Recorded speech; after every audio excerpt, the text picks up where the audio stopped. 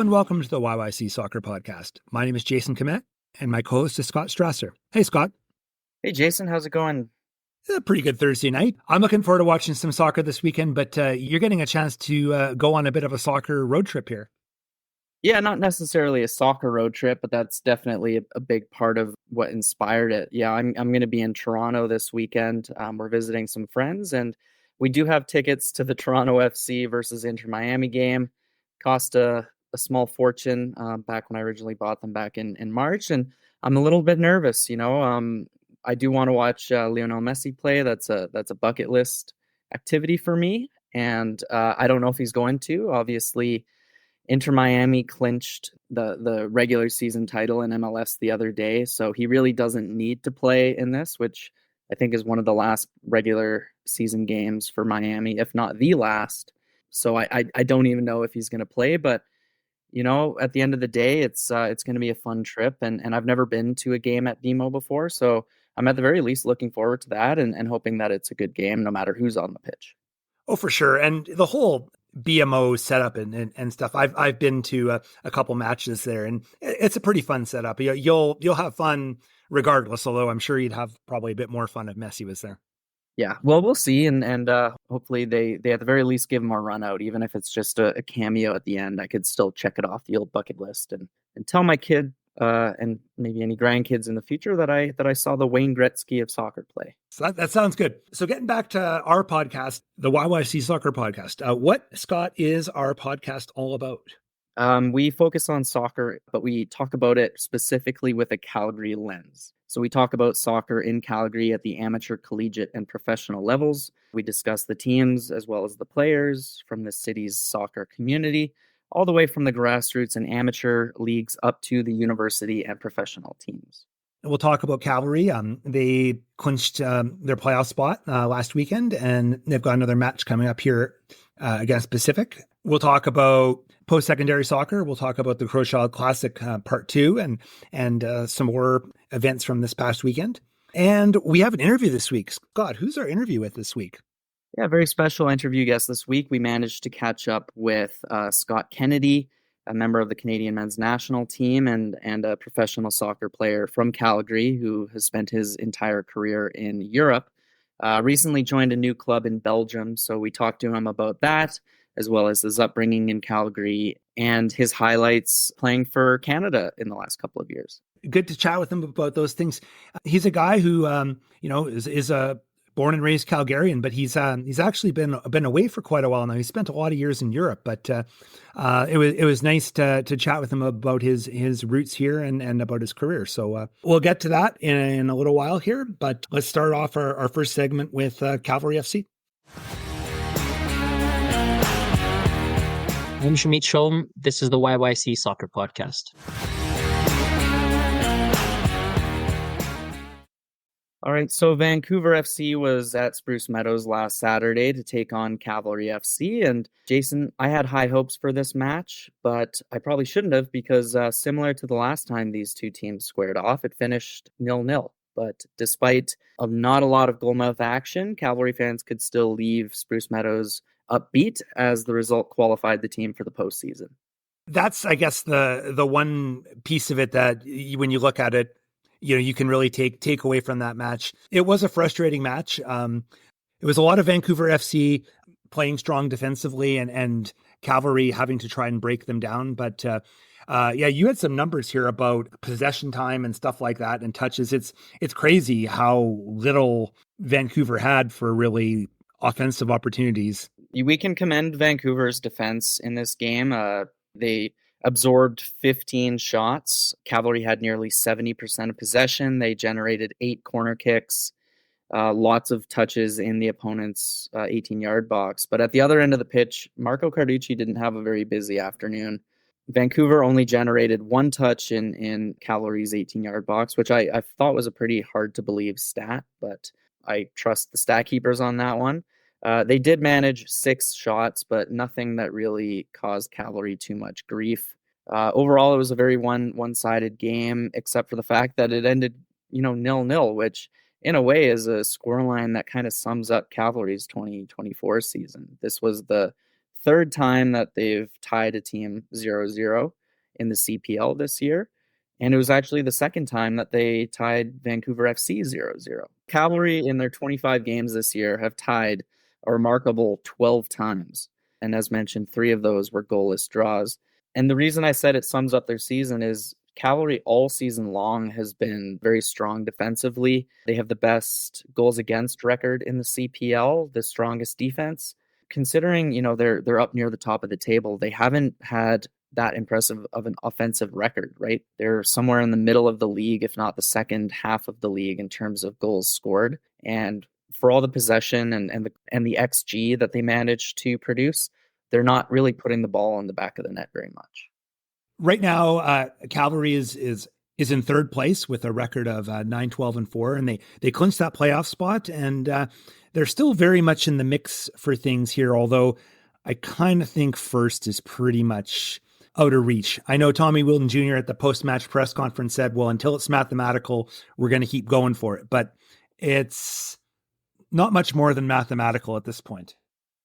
Yeah, so at the moment, Forge is still in first place with 47 points. They beat Pacific FC 2-0 right before the Cavalry game last weekend. So Cavalry, the fact that they didn't win, it really ended their ability, I would say, to retain the CPL shield.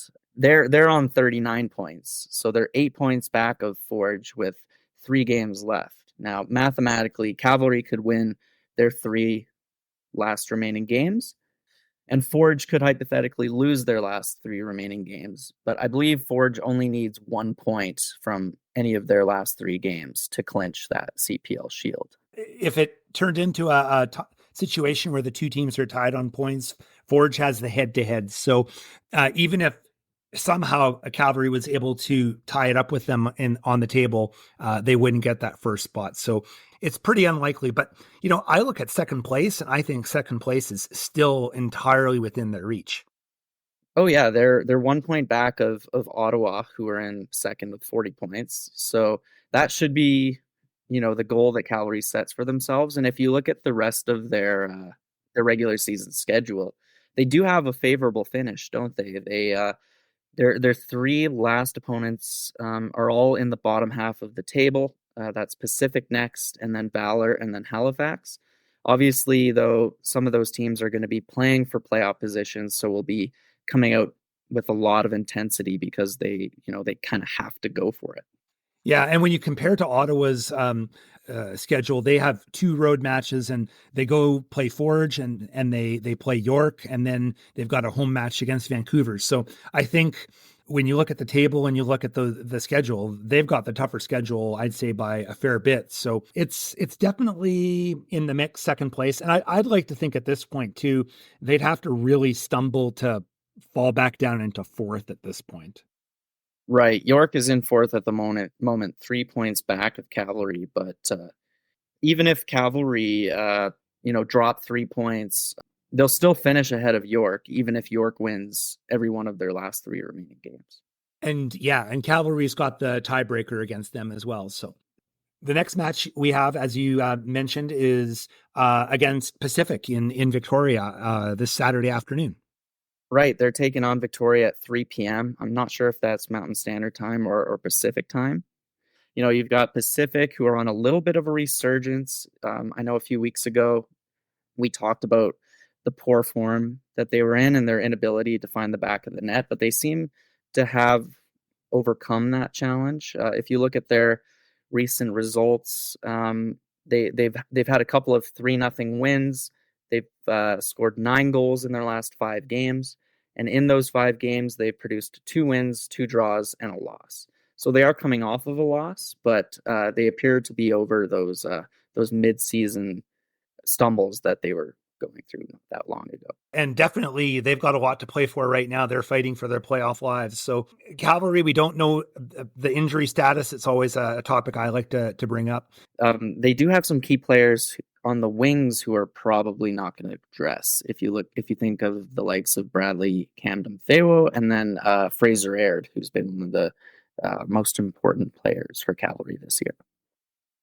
That's true, but I guess the one thing about that is that Michael Harms had another pretty good match on the weekend. So I don't think you could ever really say that he can replace all of Aird's experience and savvy and all the things he brings to the table. But he's done a pretty admirable job filling in at this point in the last few games. Yeah, I think 2 or 3 episodes in a row now we've commended Harms for his performances, and what was cool was the Foot Soldiers last game. They started chanting his name. I don't know if you wouldn't hear that, I think, from where you watch the games, Jason, in the media section. But I did hear actually. Oh, you did, when he had that one go at goal, I heard that afterwards, and I saw a couple of the players kind of went over to him afterwards. You could just tell they were saying, "Oh, so close, man." And I could hear the Foot Soldiers. Yeah, that was nice, and I'm sure he appreciates it. As a Calgarian, it's to hear the hardcore fans chanting your name must feel pretty good.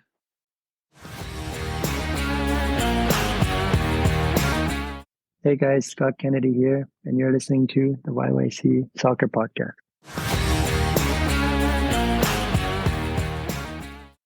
We're going to go to our interview now this week. I want to thank Scott. Actually, he got most of this all organized. We interviewed earlier today Scott Kennedy.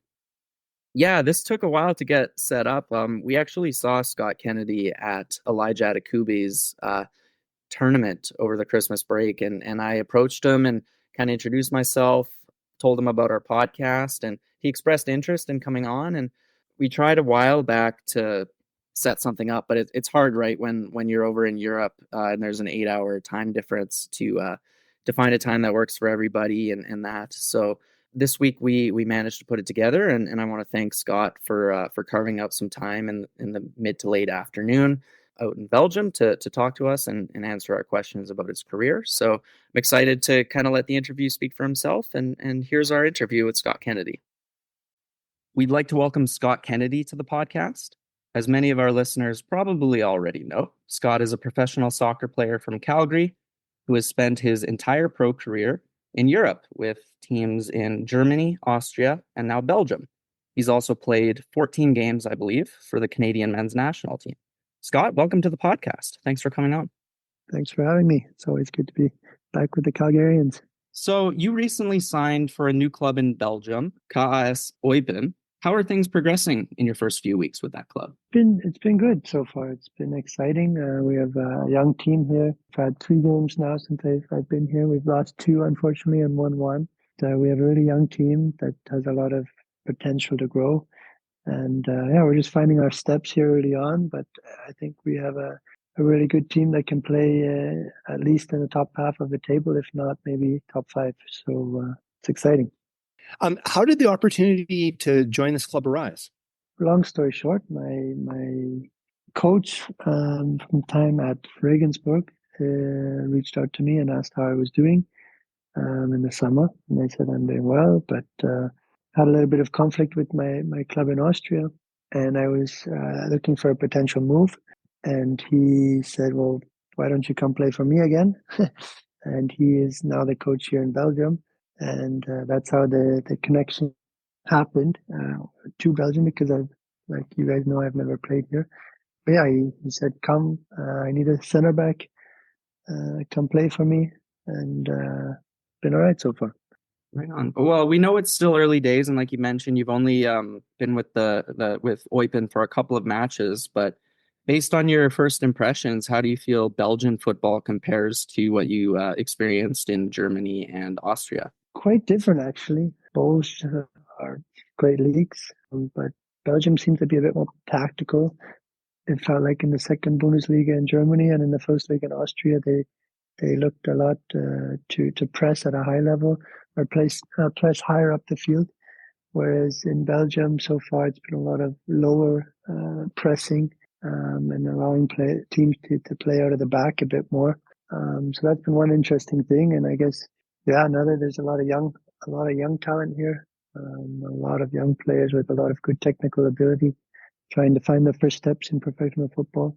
Mm-hmm. So just watching out for players with great quality, but maybe a little less developed in the IQ of football, or just in the men's football area. Yeah, I'm just adapting to that type of play style. You mentioned that your former coach spurred the move on to this club, but one thing we did notice that Eupen is one of the few places in Belgium where they actually speak German. So did that factor into your decision at all, considering your German background? Yes and no. Yes, definitely, because yeah, it helps just with understanding of the people here. But there's actually a variety of languages in the locker room right now. We have German, English, French, and Flemish, and a little bit of Dutch, which is similar to Flemish. So yes, definitely helps, but it wasn't the only factor. But it is close to the border of Germany, so I can always travel over when I have a free day. No, I've never had an issue moving into a new country where I don't know the language. So with the French guys or the Flemish guys, it's always fun to try and learn a new language anyways. And yeah, interesting to say the least. Right on. Well, we want to circle back and talk about your upbringing in Calgary. What clubs did you play for? And can you talk about how the opportunity arose for you to go to Europe in the first place? Yeah, my first club was Calgary West Soccer Club. I lived up there in Northwest, so they were the bigger club up there. Yeah, I played under 10 to under 14 with Calgary West. Then we actually didn't have enough players to make a team for the under 16, so I moved over for a short month or two to Southwest, but it didn't work just for a few different reasons. And then I joined Chinook United, where I played my under 16 and under 18 career, if you could call it that. And then, yeah, I met Thomas Neuendorf. Scott, I think you know him, obviously at Chinooks. He was the coach for the 95 team and then the 97 team, which was my 97 birth year, is what I'm talking about, for Chinooks.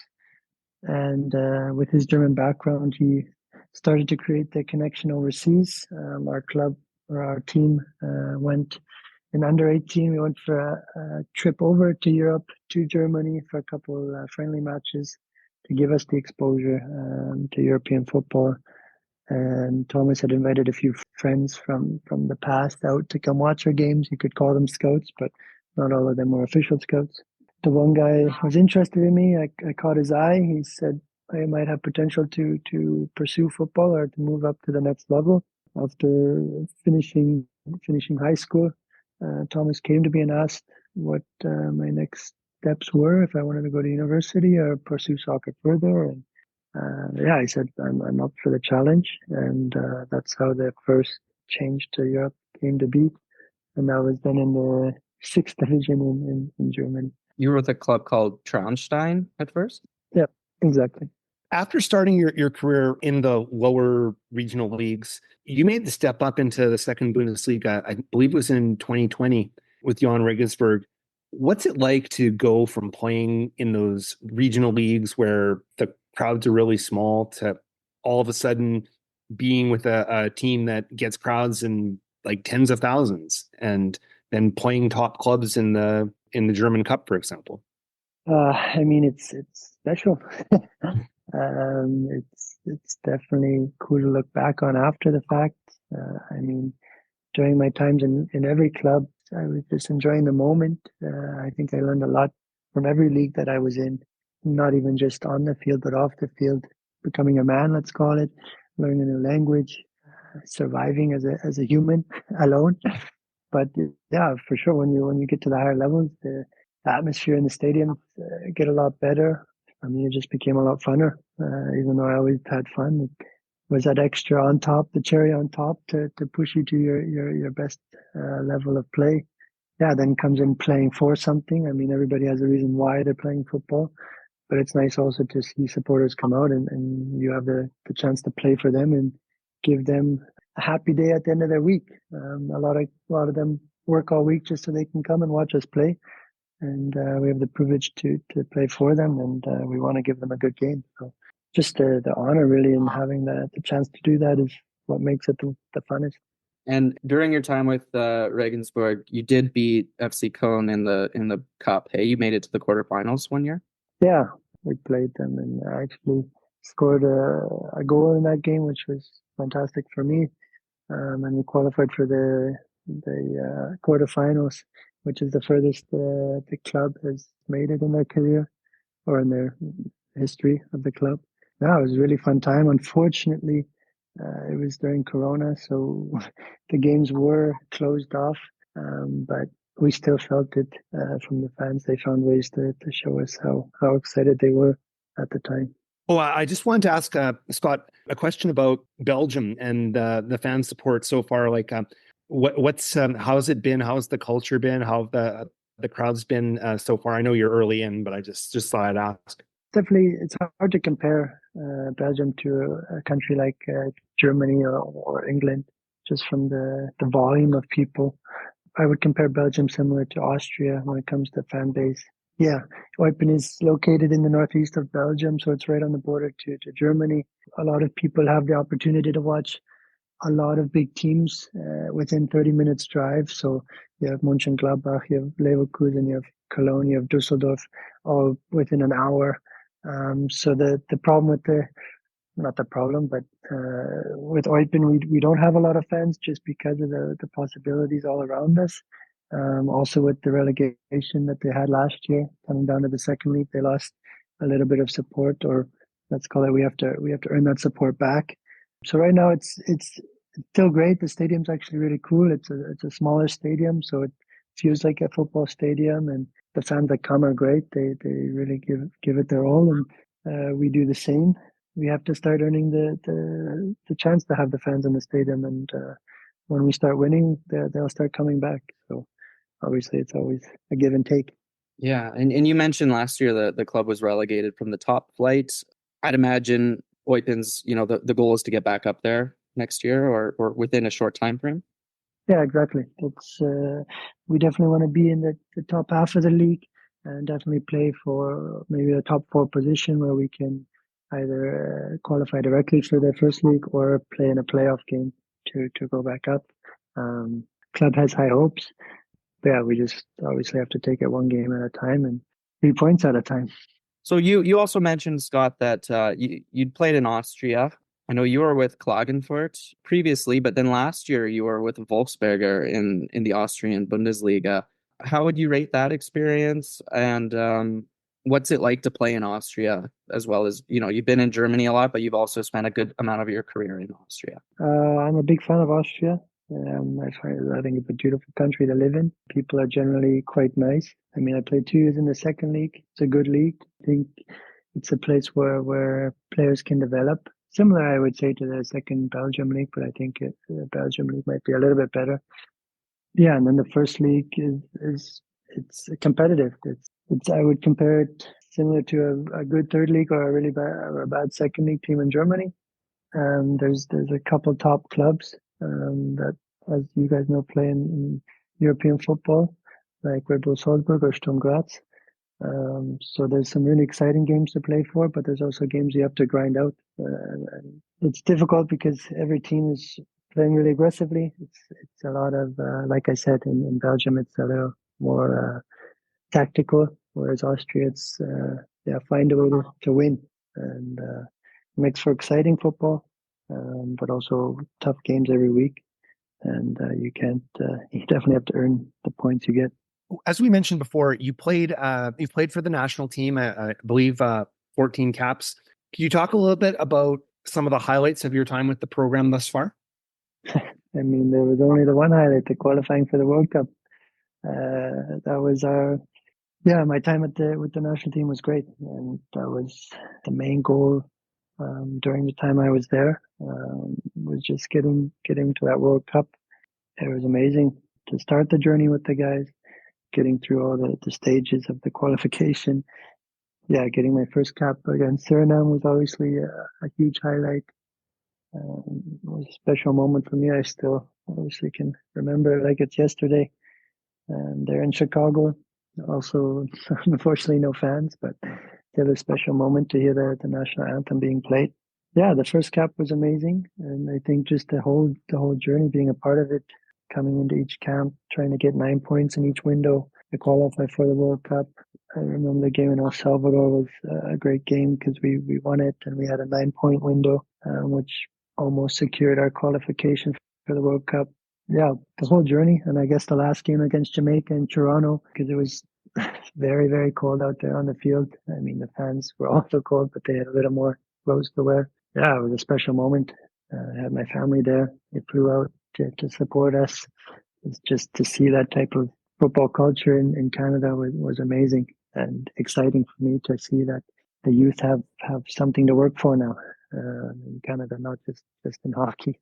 It was such a special time, that qualifying run for the World Cup. I can tell you, like, I'm the only football guy in my family, but that game against Jamaica, my mom, my dad, my brother, we were all watching it. So it was, I think that run really captured the nation's heart. So awesome times, Scott. Unfortunately, of course, you did miss the World Cup. We do want to talk about that with injury right before. So I have to imagine, your sights are probably set on being in that squad for 2026 in a couple of years. Hey, I have a lot of things in my head right now. I'm just focusing on getting back into a rhythm. That was also the reason to move to Belgium. I just want to get back to playing some football, playing good football, and the rest will come. Of course, the injury occurred just before the World Cup in October 2022, before the World Cup in December. Yeah, I would have been a part of it if I would have started or not. That's another question. Kamal Miller was playing very well at the time with Derek Cornelius. So there was definitely a fight for the position. But yeah, just the experience would have been amazing to be there. Yeah, of course, 2026 is around the corner already. All I can do now is get back to doing what I do best, and that's football, and the rest will come as it comes. But regardless of what happens, I'm excited that the World Cup will be played in a part of Canada, and I hope the country is just as excited. We do too, of course. Only a couple more questions for you. We saw you last Christmas, right? You went to Elijah Adakubi's tournament that took place right before the New Year. So it looks like you still make it out to Calgary pretty regularly. Can you talk about kind of trips back or your ties to the city still? Well, my entire family still lives in Calgary, my brother and my parents. So I try to get out and see them at least once a year. But usually I can get out there in the summer as well as the winter.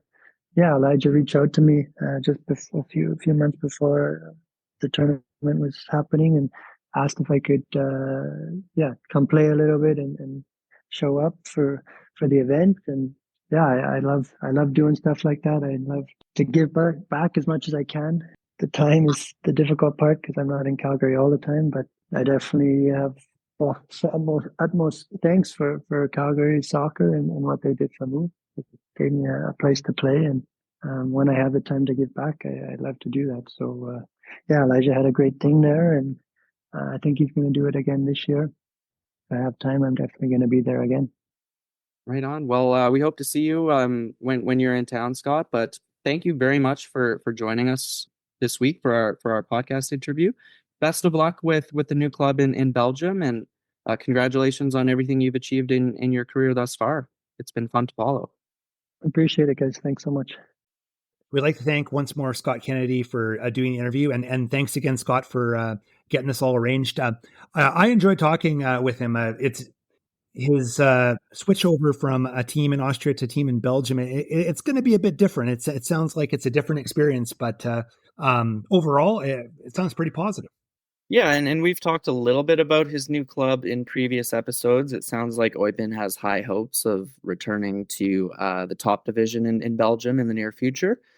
They do have a strong financial backing, I believe. So they're a club that probably can bolster their roster if they need to. But no, I'm excited to see how Scott does. Obviously, it's still very early into the 2024-25 season, but I'm sure we'll be keeping an eye on Belgium's second division in the months to come.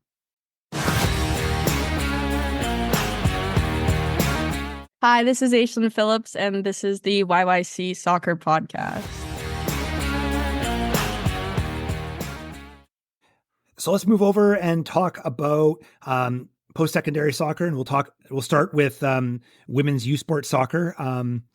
This weekend, the Dinos went on the road and they went to Winnipeg, and they were able to notch two big wins, one against Manitoba Bisons, the other one against the Winnipeg Westmen. They've put themselves in a pretty nice position on the table there, Scott. Really nice. It's been quite the season for the Dinos so far. They're currently in first place in the Prairie Division with a 7-1 record. McEwen is breathing down their necks, though. They're just 2 points back. But Dinos have been really strong offensively, and they showed that again this past weekend. I know Winnipeg has kind of struggled, but Dinos put up 5 goals despite being on the road, which means that in their 8 matches so far, they've produced 35 goals from 186 shots. That's a pretty good goals per match average, I would say. So they've definitely got a lot of firepower.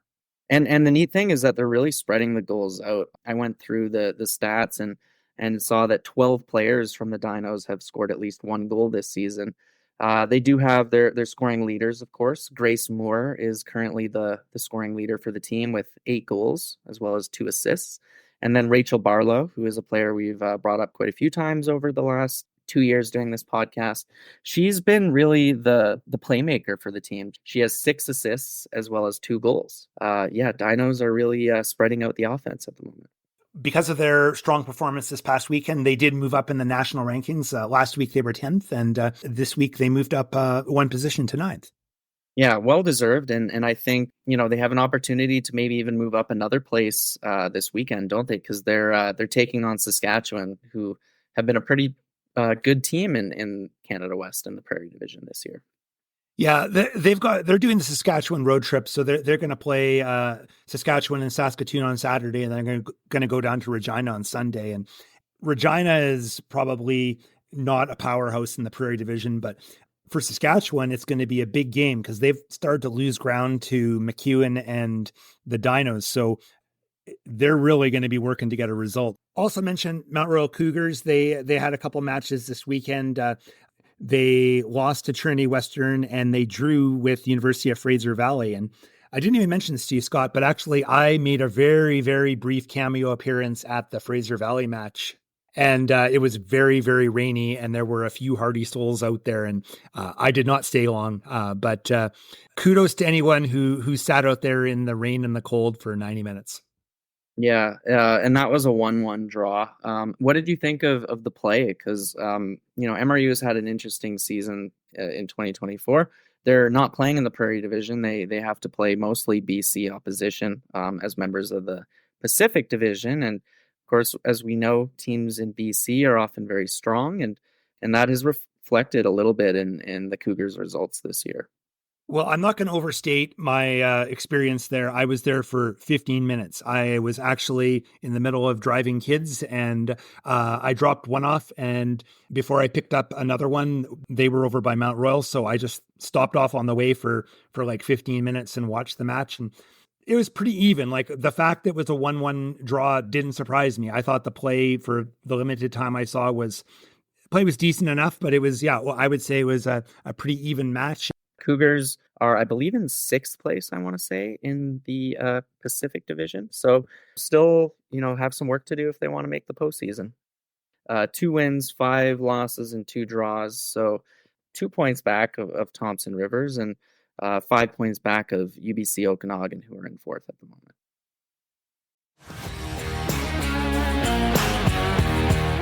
Hi, this is Miguel Da Rocha, and you're listening to the YYC Soccer Podcast. All right, so shifting focus over to the men's teams in Canada West. As you mentioned, we did see the second Crowchild Classic of 2024. And just like the first one, this one ended 1-1. University of Calgary Dinos are in 2nd at the moment in the Prairie Division with 5 wins, 4 draws, and 1 loss. And then MRU is right behind them in 3rd with 4 wins, 5 draws, and 1 loss.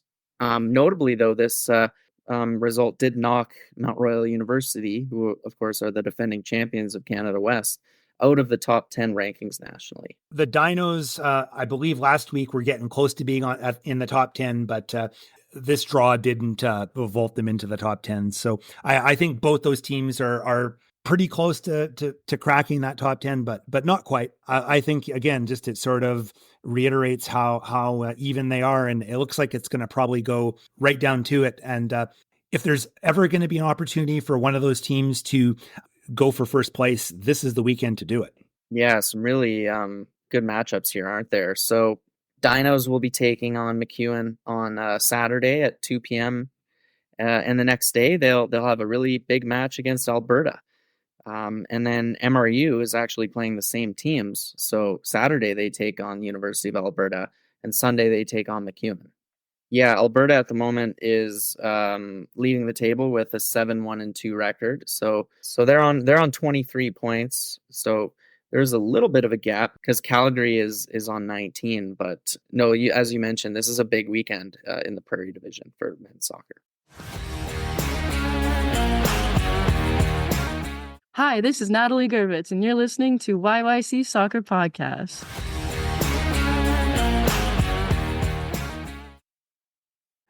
So we'll talk about SAIT for a couple minutes here, and they played Medicine Hat, and the women's team continued to roll, and the men's team actually lost this one. The Trojans, men's Trojans, lost 2-1 to Medicine Hat, which I think is a little bit of an upset, no? But the women are just on a roll once again this year, and they had no problem dispatching the Rattlers. So on the men's side, however, despite their defeat, SAIT are still in second place behind Red Deer Polytechnic. After 6 matches, they produced 10 points and have a 3-2-1 record. Just 1 point back of Red Deer. The Kings are currently in first with a 3-1-2 record. They've had, it's interesting. Red Deer has had a stronger offense than anybody else in the South Division, but they don't necessarily have the best defense. They have 13 goals against, so they're conceding more than 2 goals per game, which is, I believe, the 3rd worst defensive record in the South. So the reason that Red Deer is top of the table at the moment is because of their scoring abilities. I have to admit, I haven't paid that close attention to that, so that's good to know.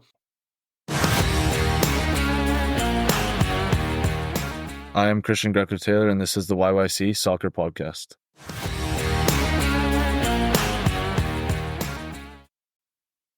So the last segment of our episode this week is just quickly touching upon an announcement that was made, I believe today, earlier this morning, or yesterday by the time you're listening to this.